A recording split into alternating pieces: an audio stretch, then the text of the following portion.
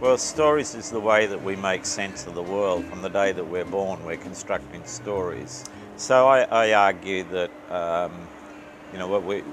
when things come into our senses, they go to a certain part of our brain, and the instructions of that part of our brain is to create a best fit story for it. So story is the absolute core way in which we understand the world. A notice arrived in my letterbox, normally that would have got thrown out with a junk mail for whatever reason. My wife saw it for whatever reason. She said, "You need to go to this public meeting." I'd never been to public meetings about public things before. The first one I go to, I get intrigued by the debate about whether this road needs to be widened or not. I start off thinking, no, maybe it does, and then I'm swayed, no, maybe it doesn't. And by the end of the meeting, I go, oh, well, let's set up a community group to fight it. And my whole life is turned around. And within 12 months, I learned I had a brain for the first time in my life. I learned that I could think of things through.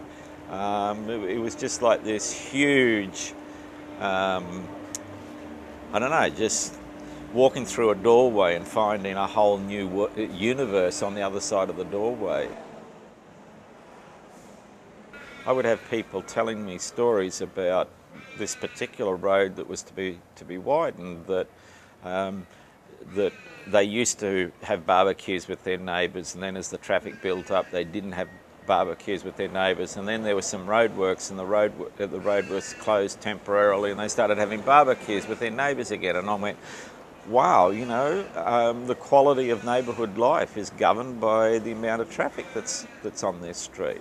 And then I did a series of interviews with the elderly people, and they would tell me stories about when they used to play cricket in the middle of this street. And I started to realise that the only socialising space they had left in our neighbourhood was up at the suburban shopping centre. And we were about to widen the road through that suburban shopping centre and maybe kill off a whole bunch more of their socialising space. And so, and then I remember it really struck home to me on my first ever overseas trip. I went to Los Angeles, and I actually felt the level of fear that was in the streets. When I was out at night time trying to walk, pretty brave person, but I could actually feel the sense of fear that gripped that city. And then I was in a small city in Holland, and I was only in this city for 3 hours, and I took a whole lot of photographs, and I was sorting my photographs, and amongst the photographs I see 3 pictures of people in wheelchairs using the streets. And every one of them had incredible social significance. One of them was a blind man in a wheelchair being taken for a walk by 2 young people. And I went back through all my pictures of Los Angeles, and of course there were no pictures of anybody in wheelchairs using the streets. And so I started to understand what the social justice implications are for the way that we arrange our cities, and then started to think about children and what's happened to our children in our cities as time has gone on. So what fascinated me wasn't just the design of space, but the way space impacts on the way humans interact with each other. My childhood was deeply dysfunctional. I never had a sense of place because my father moved from town to town. I went to 26 different schools. I had the crap beaten out of me at every school that I went to because I was always the new kid on the block. My introduction to a town was my dad would roll up and he'd stand on a street corner and start preaching, and so then the next day I'd go to school, and so it was a great introduction to the town and to the people in that space. And I think the perspective that brings, which is probably quite unique to the work that I do, is I had to think about this because I'm currently writing a book on place, and again I asked the question, well, how can a guy that never had a sense of place write a book on place? And the answer to it is home is where the heart is, and when you think about it, I have found my place. I found my place helping other people find their place. It doesn't really matter how crappy your environment is, doesn't matter what slate you've been handed, you have the power to transform that and create a sense of place. And what most of the literature on placemaking does is actually disempowers people, because it basically says the only people that can fix it are planners and engineers and government officials.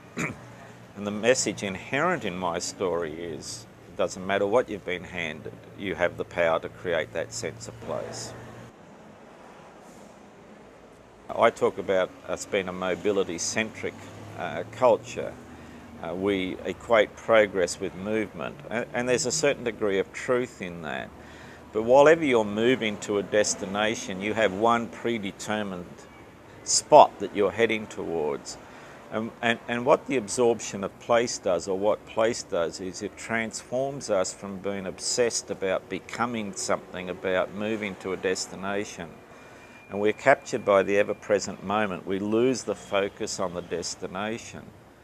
And the moment we lose the focus on the destination, suddenly the universe becomes infinite in its possibilities. Any path is possible from that moment, because I've stopped focusing on that specific destination, and now there are a million possibilities. But that can only happen when we take our focus off of that destination. There are a number of principles that I work with, and they're based on my own life experience. The first is that I believe that most communities are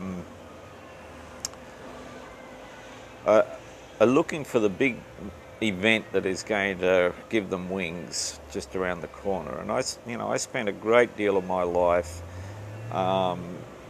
always dreaming about something big that was going to happen, that was going to give me wings, and always out looking for that and waiting for that to happen.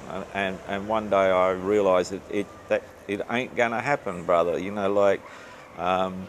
For example, I dreamed of starting a creativity factory, and I was always looking for a big empty factory space somewhere where I could have artists come in, and we'd work on public art stuff, and we'd go out at midnight and just put it in the public realm. And one day I realised, I had a tiny bit of space under my house that I wasn't using. I had a creativity factory, but I wasn't using it. So why did I deserve a big creativity factory when I wasn't using the little one that I had? And it's for me now, it's a basic principle that unless you live today like you want to live tomorrow, you'll never end up living tomorrow like you wanting to. And you have to find ways of bringing your vision for the future into the present moment, and that will never be as you imagine it, but it is bringing it in seed form. It is bringing it in some way. So I had a friend who is a very successful businesswoman, and I said, well, why do you keep buying florist shops? And she said, because I want to have enough money to be able to build a home for homeless girls. And I said, how many homeless girls have you ever had home for dinner?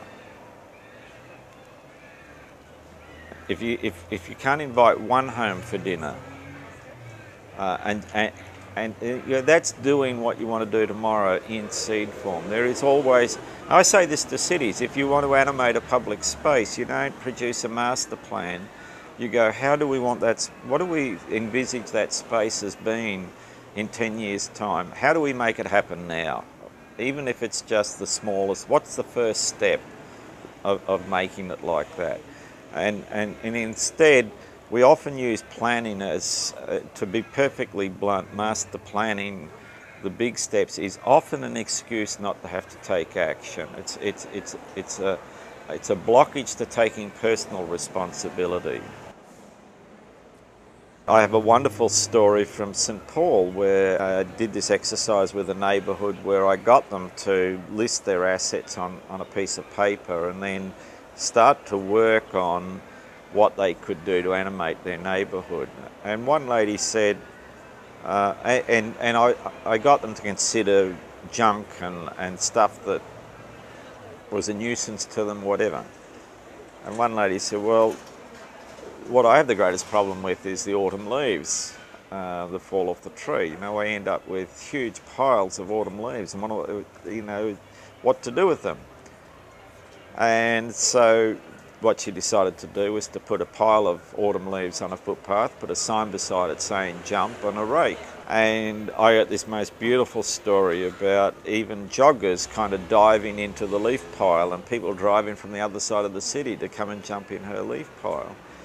But then other neighbours started to get into the spirit of it, and another neighbour, their kid had outgrown these plastic dinosaurs that she had. So she took them out the front on the footpath and created a dinosaur park. And next thing there were more dinosaurs added and more dinosaurs, and now kids from all over the neighbourhood want to come and play in the dinosaur garden. And that process rolled on for 5 years and built a sense of cohesion in that neighbourhood that was very, very powerful. And I was told stories about, you know, a kid that developed cancer, and within 2 hours the whole neighbourhood had got together and organised a permanent meal roster for that family. And they were saying that would never have happened if they hadn't worked together on some projects in the street. So it is fascinating what we can do if we just start and say, okay, you know, we may have a grand vision for the future, but how are we going to bring that into the present moment? Because, as I say, if you don't, it's never really going to happen.